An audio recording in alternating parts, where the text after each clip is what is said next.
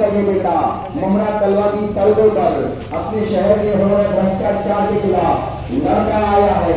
हमें एक वोट देकर अपने इस बेटे को, अपने इस भाई को महाराष्ट्र की असेंबली तक पहुंचाना है, महाराष्ट्र की असेंबली तक पहुंचाना है। हमारे शहर का ये बेटा, हमारे शहर का ये भाई जिस तरह मुमरा कलवा की सड़कों से लेकर हमारे शहर की बात करता है, हमारे शहर के विकास के लिए लड़ता है, ठीक उसी तरह असेंबली के अंदर हमारे शहर का ये बेटा, हमारे शहर का ये भाई हमारे संविधान की बात करेगा, हमारे शहर की बात करेगा, हमारे शहर के बच्चों की बात करेगा, हमारे शहर के मुस्तकबिल पे काम करेगा, हमारे बच्चों के लिए स्कूल और गार्डन लेके आएगा, हमारे बच्चों के लिए कॉलेजेस लेके आएगा। हमारे शहर का ये बेटा फॉरेन पावर से हमारे शहर से फॉरेन पावर को बताएगा।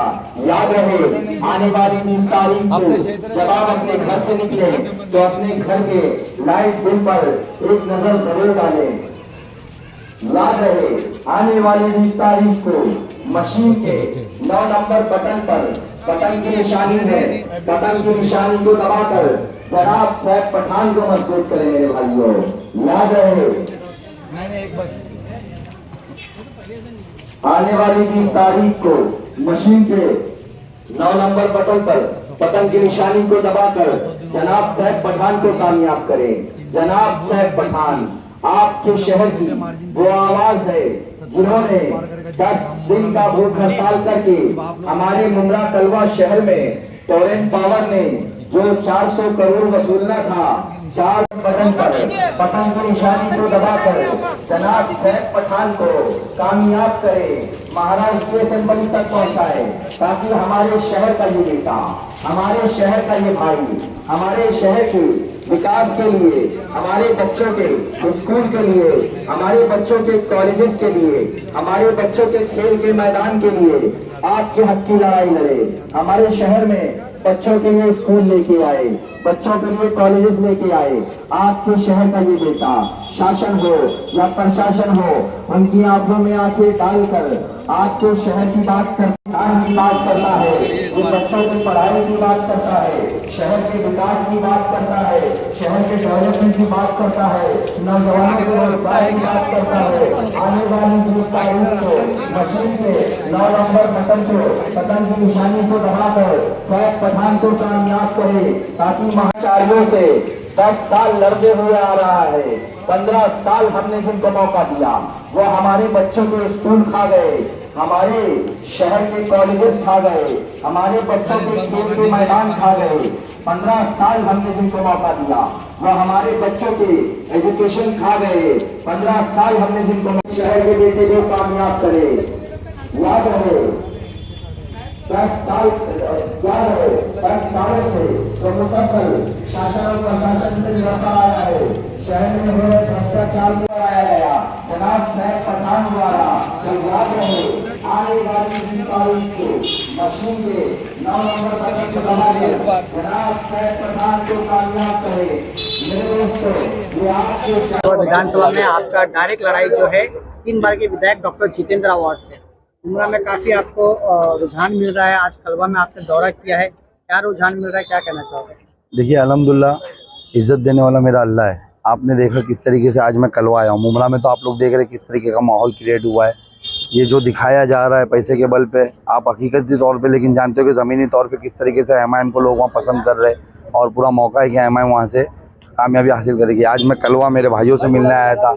अभी आपने देखा किस तरीके से रिस्पॉन्स मुझे कलवा वाले दे रहे हैं। यहाँ पर हमारे लोगों को यानी पूरी उम्मीद है कि कलवा से भी इस बार इंशाल्लाह ताला एमआईएम अच्छे वोट ले करके जाएगी, क्योंकि इस बार अपनी क़यादत की बात है। और सर पे हमेशा कहा गया है कि एमआईएम जो है सभा करती है सिर्फ मुमरा में, कलवा में उनका कोई रुझान नहीं मिलता है, इस वजह से एमआईएम को काफ़ी समर्थन मिलता है।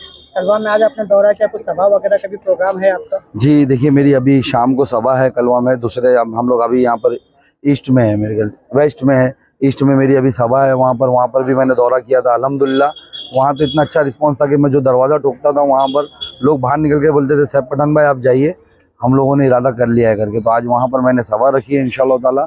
वहाँ पर से भी मुझे उम्मीद है कि यानी अच्छा रिस्पांस मिलेगा। उमरा कलवा विधानसभा से मुस्लिम कैंडिडेट जो है दोनों, एक नजीबुल्ला है, दूसरी तरफ आप हो। लोगों का ये भी कहना है कि शायद आप जो है नजीबुल्ला का वोट काट सकते हैं। देखिए, मुमरा से जो मुस्लिम कैंडिडेट वो मैं ही हूँ। नजीब मुल्ला मुस्लिम है लेकिन वो बाहर से है, वो मुमरा से नहीं है। मुमरा कलवा में नहीं रहते, वो थाना से है।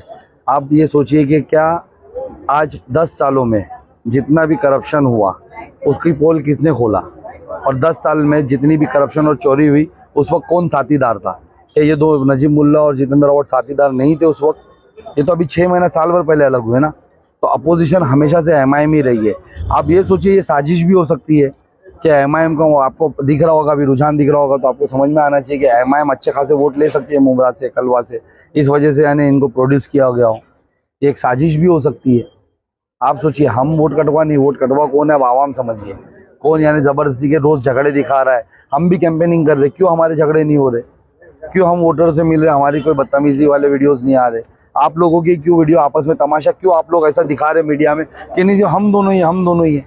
ये आपको सोचना होगा।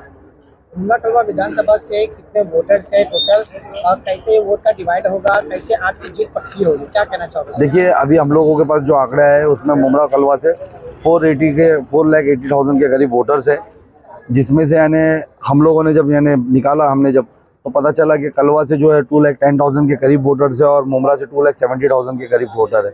और इसका डिवाइडेशन आपको पता है कि यहाँ पर कलवा के अंदर यहाँ पर जो डिवाइडेशन होना है, आप एक देखिए कि पहले तो यहाँ पर जो NCP शरद पवार गुट है वो यहाँ पर कुछ वोट लेंगे, वो 2,10,000 के अंदर, उसमें 50% वोट्स होंगे, लेकिन उसमें 50% वोट्स आप पकड़िए, 52% वोट्स, जिसमें 1,10,000 के करीब शायद वोट गिरेंगे यहाँ से, उसमें वो वोट लेंगे। उसमें BJP से सहयोग है नजीब मुल्ला को, तो वो कुछ वोट्स लेंगे यहाँ पर। उसके बाद यानी मनसे यहाँ पर स्ट्रांगली कंटेस्ट कर रही है, यहाँ का लोकल उम्मीदवार है मनसे से, उनका एक वोट बैंक है, वो कुछ वोट लेंगे। उसके बाद वंचित बहुजन आघाड़ी का यहाँ का लोकल उम्मीदवार है, वंचित के कुछ अपने वोट्स होते हैं, हमारे दलित समाज भाइयों के उनके कुछ वोट्स होते हैं, वो लेंगे। उसके बाद भाजपा यहाँ से कंटेस्ट कर रही है, वो भी लोकल उम्मीदवार है, वो वोट लेंगे। उसके बाद एक मुबारक अंसारी करके एक कैंडिडेट है जो कुछ महाराष्ट्र राष्ट्रीय पार्टी से कुछ कंटेस्ट कर रहे हैं, वो कुछ वोट्स लेंगे। उसके बाद यहाँ से एक लेडीज़ है आज़ाद उम्मीदवार, वो कुछ वोट्स लेंगी। उसके बाद MIM यहाँ से वोट्स लेगी। आप सोचिए ये 1,10,000 में यहाँ 8 जन वोट्स लेने वाले मुमरा में।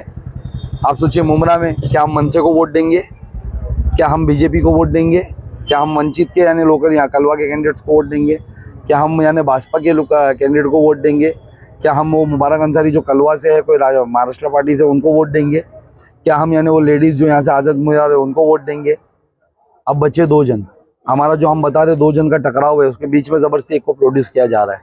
इंशाल्लाह ताला इस बार आवाम ने पिछली बार ही जो क्या हमारे वहाँ के MLA उनको नकार दिया था, आपको पता होगा, उनको पिछली बार 48,000 वोट मिले थे और अपोजिशन को 45,000 वोट मिले थे। उस टाइम पे टोरेंट भी नहीं था, उस टाइम पे कब्रिस्तान की चोरी भी नहीं थी, स्लाटर हाउस की चोरी भी नहीं थी, उस टाइम पे इनका ही अध्यक्ष ज़मीनों का कब्जा लेकर नहीं बैठा था। तो हमको पूरी उम्मीद है कि जो वहाँ 1,40,000 वोट पड़ने वाले इंशाअल्लाह ताला इस बार मजलिस वहाँ पर 1 लाख के करीब वोट लेगी। कल